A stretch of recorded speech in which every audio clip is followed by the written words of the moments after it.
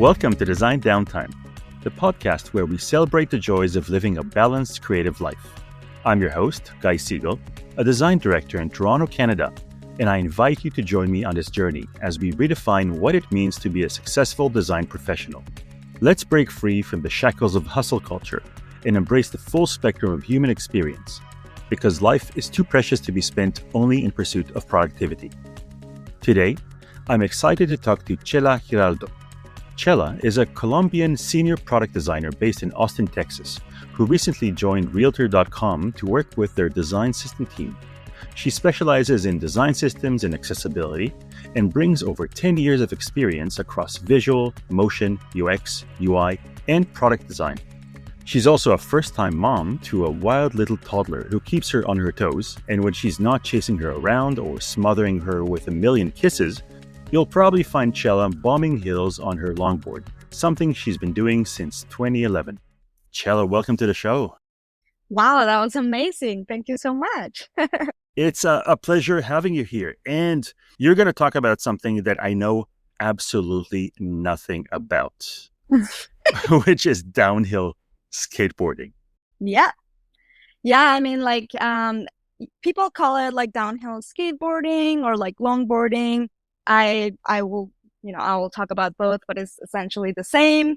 It's just usually, longboarding is a sport where people ride skateboards that they're just like bigger and wider than regular skateboards. And the difference is like, I guess, the riding styles. So like skateboarding is usually like street like tricks or like playing in a bowl or like a skate park. But longboarding is kind of like different. There's like different riding styles. There's like cruising, which is just like riding in the board, like in the street, like kind of like a transportation method. There's also dancing, which is like people riding these like gigantic longboards and literally just like dancing on top of them. There's also long distance, where it's just like, it sounds what it is. It's just like people like going crazy long distances on their skateboards. And then there's like free ride, which is just going downhill and sliding sideways to shape some speed. And there's downhill, which is what I do. And it's just like going down the hill as fast as possible while having maybe to slide occasionally to enter a corner, or like just to just do cool stuff in the road while you're going down. In downhill usually like is like very, very steep hills, and there's like a lot of corners or hairpin. With this category, downhill skateboarding, there's usually racing involved.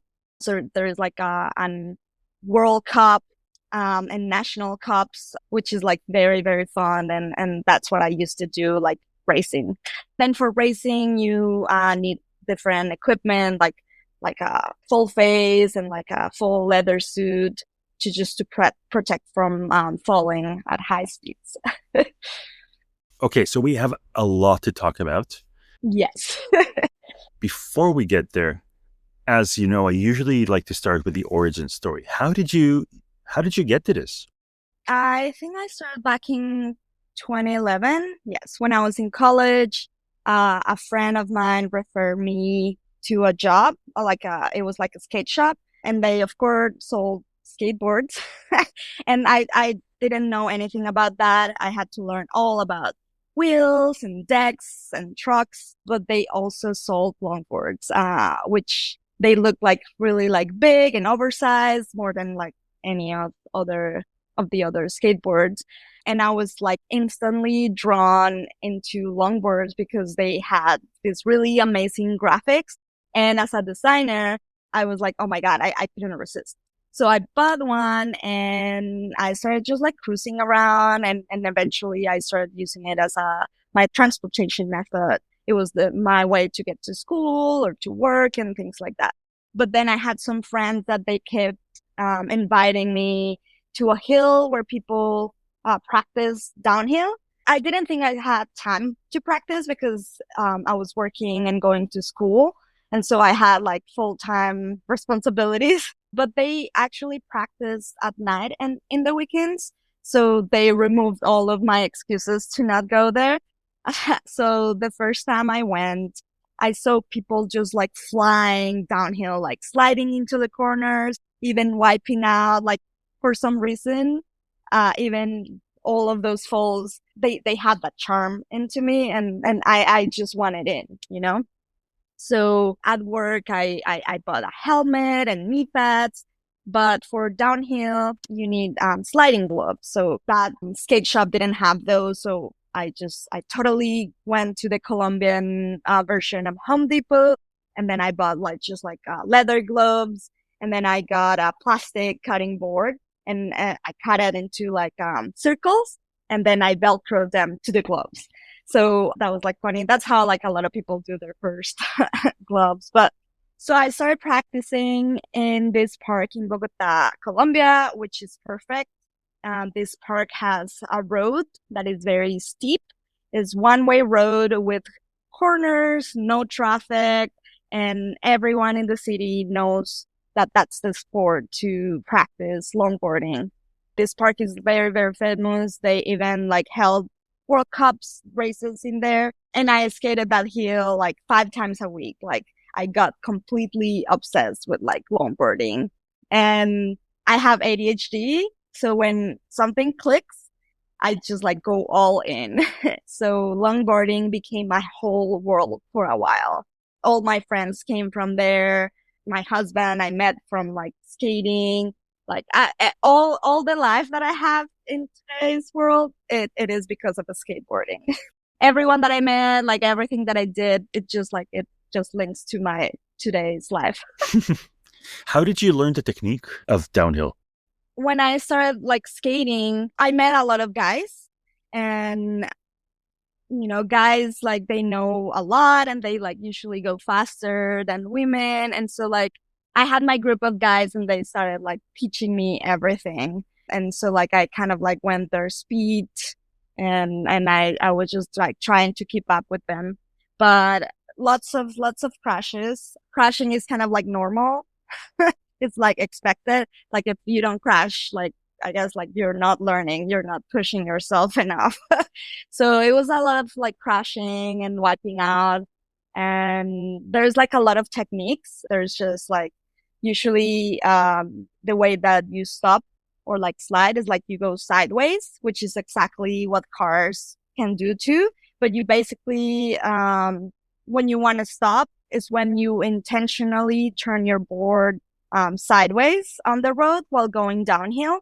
So as well where the wheels lose traction and you can usually slow down and control your speed.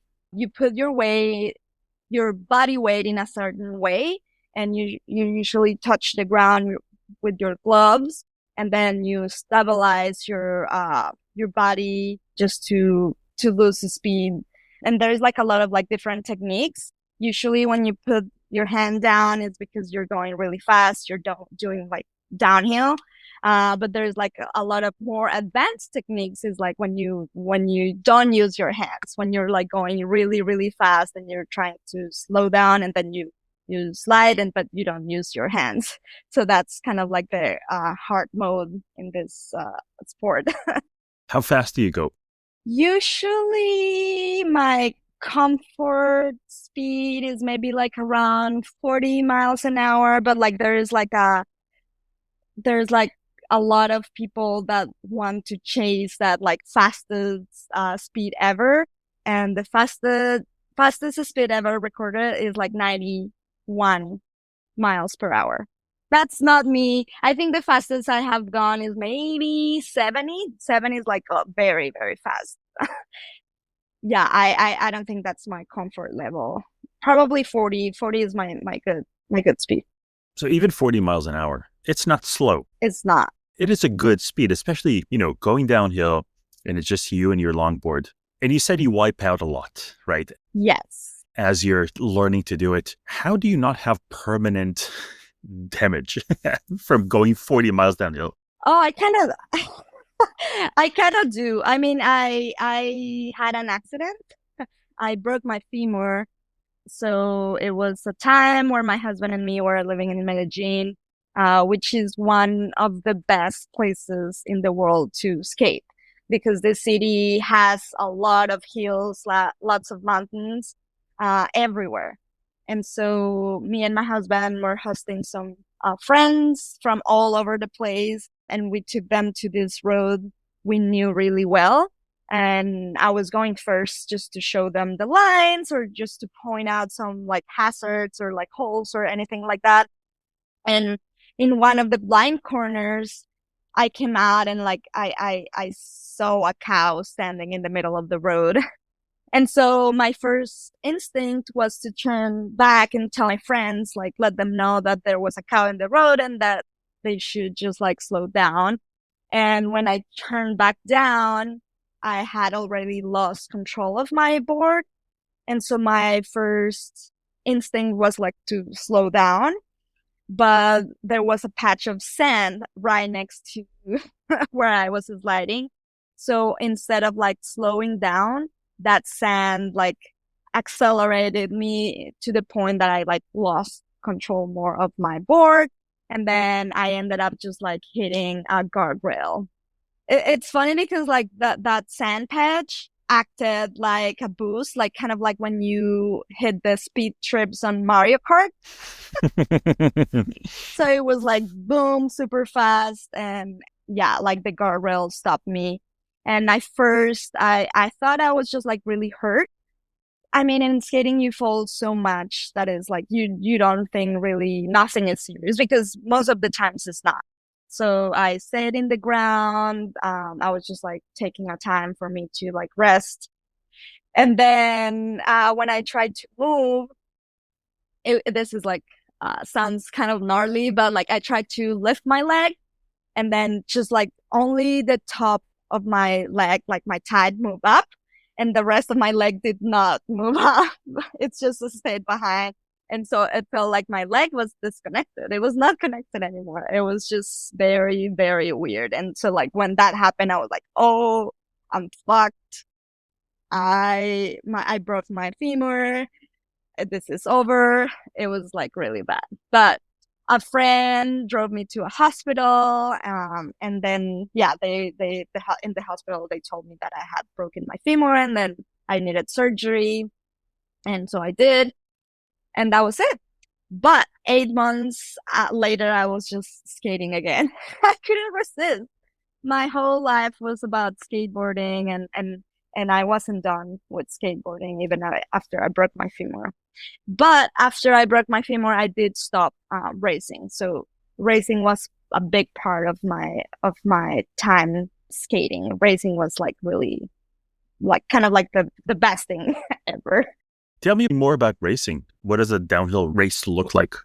Yeah, so I got into racing because as I was telling you, I was completely obsessed with the skating from the start. So I practiced all the time, and as I was telling you, I was with a big group of guys, and they taught me everything. And since I was chasing them, I pick up speed really quick. Like guys, as I was telling you, guys tend to go faster than women, and I just had to like push myself to go behind them to keep up with them. And so I think that my level was like up. And so back then in Colombia, they had a national cup with all races all over the country. And so my friends, they were like pushing me to sign up. And so I did. And I actually ended up winning my first race, like for like the women competition. I was like, oh, it's fine. I'm just gonna go race. But I actually ended up winning. And that feeling of racing was insane. Like I've never been super competitive, but racing against other women and trying to calm down my nerves while going that fast, it was like addictive. And so after a few more local wins, I started getting noticed like on Instagram, and I actually started picking up some sponsors. And it was like they were local sponsors. I actually, the Colombian government actually sponsored me to go to my first race across the board. I went to the US for the first time. My school also sponsored me for that trip, my college. So it was really great because people literally paid me to skate and to put my leather suit and race and put I just needed to put their logos on my skate suit. So they just paid me to do what I love the most. So it was amazing. But that first trip to the US was kind of like a turning point in my life because I met some of the biggest names and brands in longboarding there, which eventually ended up sponsoring me. And that's actually how I met my husband. He used to make raw run videos, driving behind skaters. He was like super close to the skater while filming. Like it was super crazy because sometimes I'll stretch my hand in the back and I could touch the car. So that's how close he was following skaters. But anyways, like he used to travel around the world to film skaters and I kind of like joined him because I was also going to race to these places. And so it was like really good. But I kind of like raced for like maybe like 5 or 6 years. So at the beginning, I was just like really, really good at like local races, like winning. And then like that's like when I went to the States, that's when I was like, oh my God, now I'm like competing to like people around the world. And I wasn't like the very first in every race against like other women international because they are like super good. But I was up there. Like in one year, I was like in the top 8 women internationally. So I think that was like super good. But honestly, I was just like really enjoying races because it's just like a very weird feeling. Like you have adrenaline, you want to just like go skate down, but there's like also people right next to you, and you want to be the first. I mean, you just want to be the first and win, and that feeling is just something really cool. But in addition to the racing and the sport, I think like what I really liked about racing was kind of like the party after. So like it was like serious during the day and like we used to skate and like race, but then after that it was just like all fun. People come together to meet each other. People like learn about you, you learn about them, and like you literally just meet people all around the world, and it's like really really fun just to get to know different cultures, different people, and it's just like really cool. Like like you click with people instantly because you have this like huge thing in common, you know, like, and for most of us skating was our whole life. So you connect with people right away and like you get really good friends out of skating. Is skating something that was a natural thing for you to get into in terms of you were doing similar things before, or was this like the first kind of like extreme thing that you got into? Yeah, that was the first thing that I did that extreme. I never did extreme things actually. Like I don't know. I was never the girl who used to play sports. Nothing really extreme. I actually was the girl who like fell like and got a little road rash, and I was like, oh my God, this is the worst. But skating, oh my God, you get so many road rashes. You fall a lot. It's just like natural and unexpected. So it was like kind of a shock because yeah, I was never like that. But when I saw people having so much fun and like skating, it's hard to explain. I was like, okay, I'm in. This is it. I want this. Did it make you want to try other extreme sports? No. I think it's just like longboarding is the feeling. I don't think I can compare it to other things. It's one of the best feelings in the world, I will say. It's just like when you go down, it's a mix of pure adrenaline and total calm at the same time. So like it's just like when I'm on my board, it's just me, the road, and nothing else. There is a moment where you completely forget about everything else, and it's just like I have to be fully present because every moment matters. Every shift in weight, every shift in like decision, you have to be very very present because your life really depends on what you're doing right now. It's dangerous. I'm not gonna say it's not, but I think that's kind of like the charm of it. But like the feeling to me is just literally you're just like flying. but you're flying and you have wheels. Like you're floating just a few inches off the ground and it's just like a moving meditation. Is the one thing that really shuts my brain off from everything else. And that makes me feel completely alive. I think other sports don't have that. Like, I think you like when you're like maybe you're playing soccer, you're like on it, you're like you have to be like looking at other people, you're in a team. I don't know. I guess it's different. I'm really curious about that first time because you said you were not into extreme sports. So this was the first time you're going downhill on a longboard. Tell me about that, going from never having done that into, wow, I'm going downhill in this incredible speed. What was that feeling like? You feel very scared because like when you're starting, you don't know how to stop properly.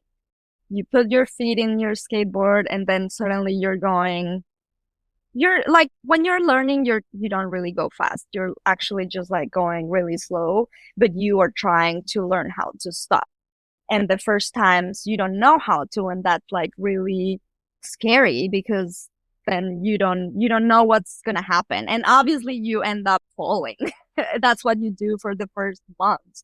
You fall, you keep trying to push the limits, the boundaries. You're like you pick up techniques. You're like, oh, this is the best way to stop, or oh, I can do this and that. So it's like very scary, but it also teaches you about yourself in a way that you didn't know before.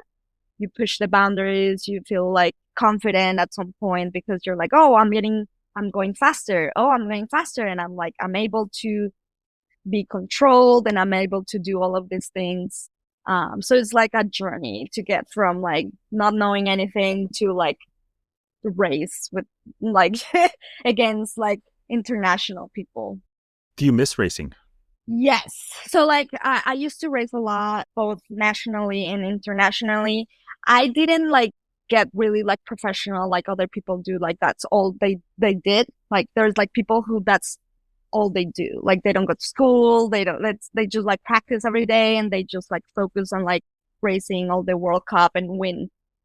But that wasn't me because I still used to go to school. I still had my job. So like I used to go like maybe like so like the World Cup has different like places. So like it's the North American place and then or like the European place, South America. So in my vacation, I used to go to like 3 different places in the same area. And that was it. Like I never did the whole World Cup. But for me, it was just like really fun to get to know people, to measure my limits to other people, see how good or bad I was. Yeah, I raced kind of like 6 years maybe. And I do miss racing because that feeling, like when you're on the line, that is like ready, set, go. In that moment, it's like everything depends on you and like moving fast enough to get ahead of the other person. And that like right then is like, oh my God, your heart is going like so fast. I It's crazy because I do hate racing. It's just I get so nervous and when you're nervous, like you can trip or you can do like any mistake will take you down.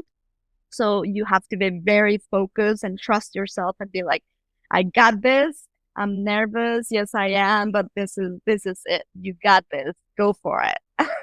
And so it's a mix of feelings and I do miss it. But after my femur, I was like, oh my God. I think I have to chill a little bit because racing is also dangerous. Like you go really fast and then it not only depends on you, but like if you have someone right next to you and that person falls, you're gonna fall. Or like if someone goes in front of you and they fall and then you're right next to them, you're gonna fall. So it's like in racing, it's not about you. It's like about like people right next to you, about you. It's like lots of things. I just stopped racing after my femur and I focus more on like having more fun because racing is stressful. And because you have sponsors, there's like this like feeling in your head that you have to win. So like in a way, you don't enjoy it that much because you're there to win. And if you don't win, you feel like you're a failure or something. So that took the fun out of it. And so when I broke my femur, I was just like, you know what? I'm just gonna have fun and not worry about like winning. I can still go and travel and meet people, but I'm just not gonna race anymore. I want to go back to something that you said earlier that I really liked. You said that racing and going downhill in general really taught you about yourself. What did you learn about yourself from doing this? That I could do better than I thought, that I was competitive, that I wanted more. Before I was just like, I was never the type A person. I was just like doing things to do them. And I never care about doing things better. But when I started learning how to skate, there was something that wanted more. And there was something in me that I was like, do it better, do it better, do it better. And that has never happened before. That was new to me. And the fact that I was like being a little competitive, that was new too, because I was never competitive. But when you're racing, there's something there that you wanna be the first, you wanna be the best, you know? And so that was new to me. And again, I think it's because I have ADHD that I was like, oh my God. I think that opened my possibilities of everything. I could do good, I can do better. And what's the limit? How much can I push myself, you know? Not only about like going faster and faster, but about doing more tricks, or to be closer to people. I didn't trust people that much because as I was saying, like if someone falls right next to you, then you're gonna fall too. And it's really easy to get injured. And so at the beginning, I didn't really trust people. And I used to just like skate with my friends that I knew how they skated, when they're gonna stop or things like that. And then in this was actually maybe like 3 years ago or 4 years ago. That's actually the last event that I attended, which was a race, but also they have like an open road for everyone who don't, if people don't want to race, they just can just chill and skate with friends and have fun. So I did that. And then that event had so many people, maybe like 200 people. And the road was like really narrow, but really fun. It was like a lot of like hairpins and a lot of like corners. And I think that was the first time that I went down with a bunch of people, strangers. And it was very, very fun because going down with people that I didn't know when they were going to stop or how they were going to react to some things was really amazing. It helped me trust people. I was like, when you go down with people, it's like you're like connected in a way. And like you are noticing every movement that they do.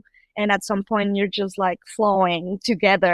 And that's something that when you trust someone, then it's good. You're flowing, you're having fun. You're not really thinking about, oh my God, this person, watch out, this person is gonna fall. Oh my God, be careful. It's just like you really like you just really have to trust people, and that's something that I didn't have before. I used to pretty much skate alone or just with the friends that I knew how they skated. So yeah, I learned about myself that I was competitive, that I could push myself, that I can be good at something, and then I trusted people more. You mentioned in your bio that you're raising a child. Are you raising the next generation of downhill longboarders? That is so funny because I'm not. I know this sounds silly, but skating is very dangerous, like longboarding especially.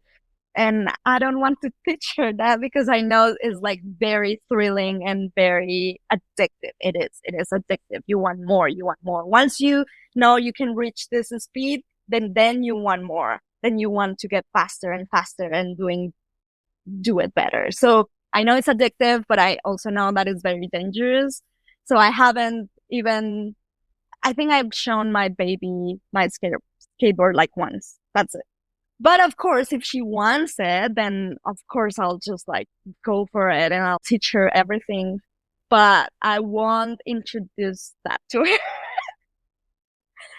It's silly. But I do think it's like really, really cool to share something that you love with your kid. Like there's like a lot of Instagram accounts of like parents skating with their kids or like snowboarding with their kids, and it's like amazing. There's actually an Instagram account that is like a dad with the baby. Well, she's a toddler. Maybe not a toddler anymore. She's like older, but she has a microphone. Every time she goes down, you can hear everything that she says. It's like, oh no, oh yes. And so it's like so, so sweet because then you connect with that feeling. You do actually, when you go down longboarding, or at least me, I do actually talk to myself and I was like, and I do like, wee, oh, So like being able to listen to that into the kid's microphone is like very funny. If she wants it, I'll teach her and I'll do everything I can that I teach her safety. Because skating is dangerous, like especially longboarding. You're playing with traffic. Lots of places you just like go in your lane, but there's cars coming up. So you just have to be really, really careful because it's dangerous. And with that, Chela, where can people find you? I have Instagram, Facebook, LinkedIn, YouTube, and you can find me everywhere typing Chela Giraldo. And my website too. My website is chelagiraldo.com. And if you want to see me skating a lot, you go to YouTube and type Chela Giraldo. Longboard. Thank you so much for joining us today. Thank you for having me. This is all for this episode of Design Downtime. Thank you for joining me. And until next time, I hope you enjoy your downtime.